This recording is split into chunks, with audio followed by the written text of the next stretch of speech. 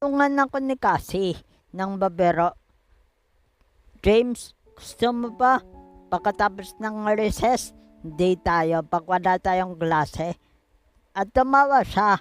Tinabik niya ako. At tumawa na rin ako.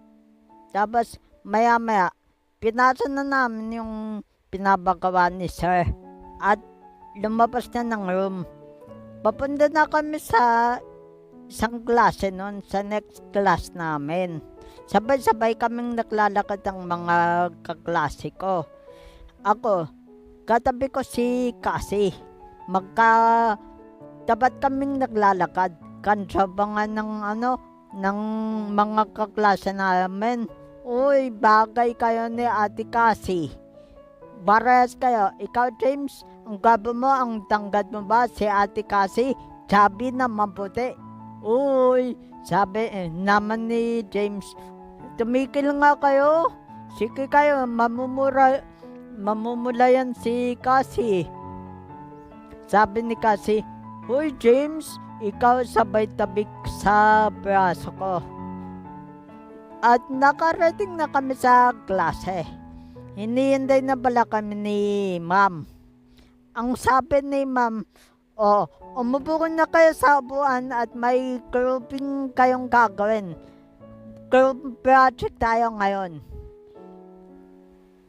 Akala ko, all boys ang group nila, Ma'am. Yun pala, hinaluan ni Ma'am ng babae. Kasama ko sa group, sila Ethan, si Cassie, at saka si Ana. Yun. At pagkatapos, nakiisip na kami ng place kung saan namin gagawin ang project. Kasi 5 araw lang naman ang project na yun. Pwede naman namin iuwi yun. Pwede mag-extend kami ng up to 2 weeks. Binigyan kami ni Ma'am ng balugid. Yun. At napagsunduan na sabi ni Cassie, Oy James, sa inyo na lang tayong kumawa nitong project. Diba maluwag naman sa inyo. At saka may printer ka naman dun. Maganda nga kompleto ka sa kamed. Nakiisip si James. At sinabi, pwede naman pero wala lang ako ng camera. Paano natin mapophotoshoot yun mga gagawin natin? At sumakot siya na, James, tatalin ko na lang yung camera ko bukas kung gusto mo. At sumakot si James, okay. Yun. At gumawa na sila ng project. Nakpunta na sila kila James kinabukasan. After maglinis ni James ng bahay. Yun, bumasok na sila. Bago sila gumawa ng project, nagmerenda muna sila. At gumawa na ng project. Habang nagsusulat sila, napapatingin si James na naman kay Cassie. Tinabik ni Cassie, Oy James, mata mo, nakikita ko yan, pasulep-sulep ka sa akin, mamaya na, gumawa mo na tayo. After nun, nabakot na sila magsulat. Sabi ni Ana, Oy James, maglaro muna tayo.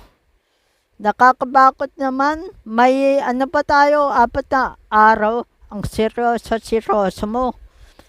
Sabi ni Cassie, kaya nga James, ang seryoso nito, hindi ba nababakot yung kamay mo, robot ka ba? Sabay tawa nila. At pagkatapos, sabi ni James, sige na nga, laro tayo, anong laruin natin? Sumakit si Cassie, si Ana, spin the bottle. Sabi ni James, ay wow, magkasabay ba? Parang pinagkasunduan niyo to Sige, yun na tayo. Asa naman yung bote? Ayun sa kusina, James, kumuha ka dun at kumuha si James ng bote. At yun, naglaro kami. Naglaro na